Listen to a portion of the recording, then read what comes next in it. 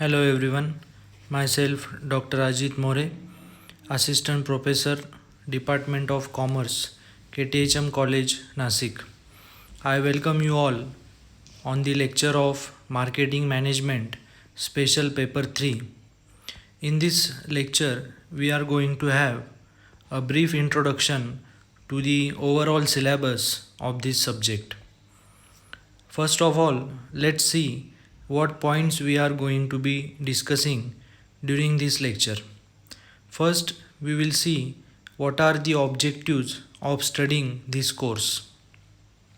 In this subject, you will have a total of 8 chapters. For the first term, you will have first 4 chapters, and then in the second term, you will have remaining 4 chapters.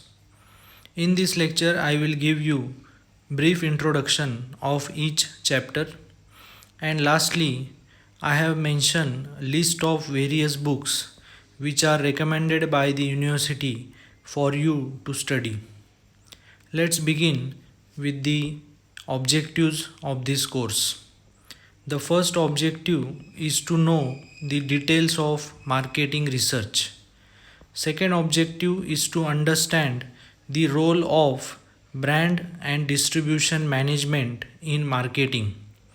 The third objective is to inform students about marketing and economic development. The last objective is to know the importance of control in marketing. Next, we will see the chapter 1. The title of the chapter 1 is advertising.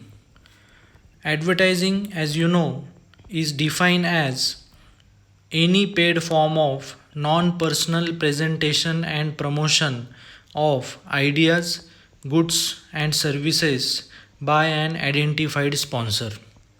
In the chapter first we will see fundamentals of advertising, where we will learn the conceptual framework, nature, scope and functions of advertising.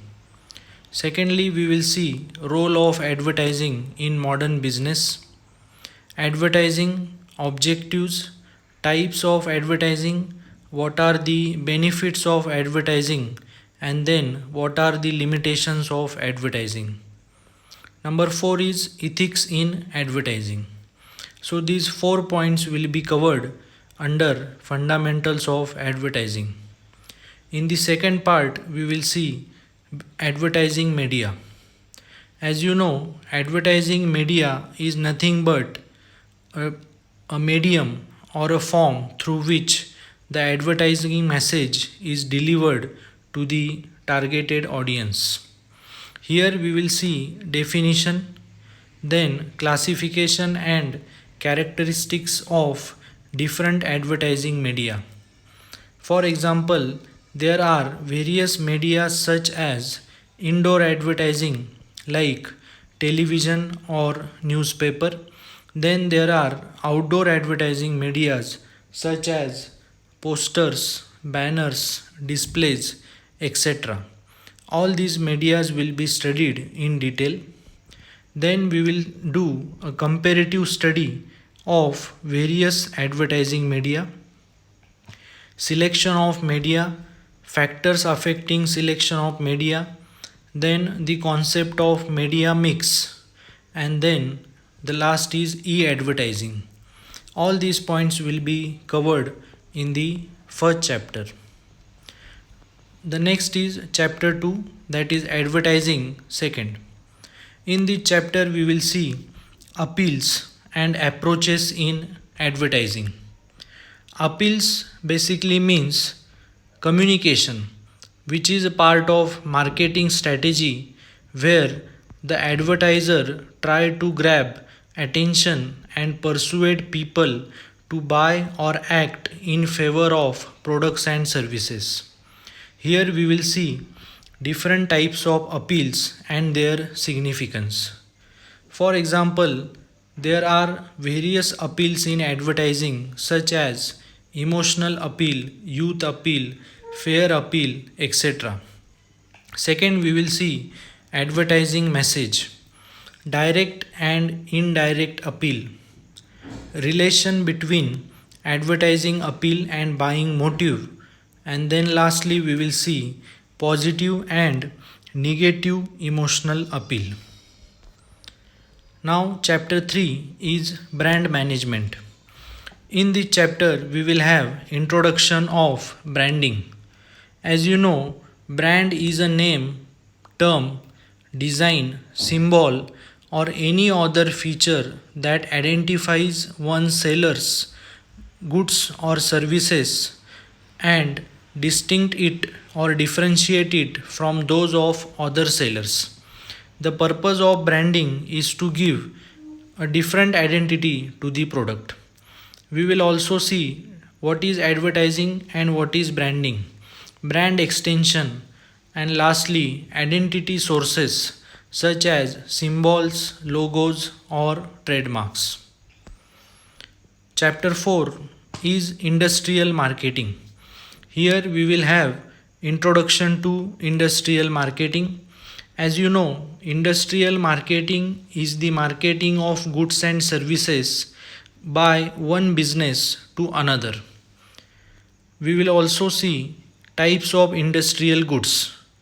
Now here industrial goods are those an industry of uses to produce an end product from one or more raw materials.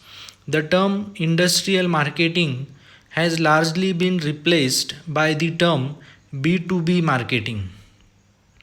Further, the third point we will see is difference between industrial and consumer marketing, and lastly we will see purchasing practices of industrial consumers. Chapter 5 is marketing research. Here we will see what is meant by marketing research, nature and scope of marketing research. Marketing research, as you know, is a systematic gathering, recording, and analyzing of qualitative and quantitative data about issues relating to marketing products and services. The goal is to identify and assess how changing elements of the marketing mix impacts customer behavior. We will also see in detail the process of marketing research, types of data, and types of questionnaire. Next chapter is chapter number 6, distribution management. In this chapter we will see the concept of distribution management. As you know, it refers to the process of overseeing the movements of the goods from the supplier or manufacturer to point of sale. Distribution management is the most important part of the business cycle for distributors and wholesalers. We will see what is meant by logistic, its nature, functions of logistic, needs and functions of warehousing, modes, factors affecting the transportation cost. Next is chapter 7, that is target marketing. The concept of target marketing will be studied with meaning, nature, and importance. A target market is a group of customers within a business serviceable available market at which a business aims its marketing efforts and resources.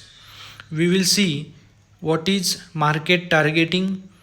We will also discuss how a market segment is selected and then what are the various targeting strategies. Now next is the last chapter, chapter number 8, marketing control. Here we will see meaning, objectives of marketing control. Marketing control basically is the process of monitoring the proposed plans as they proceed and adjusting where necessary.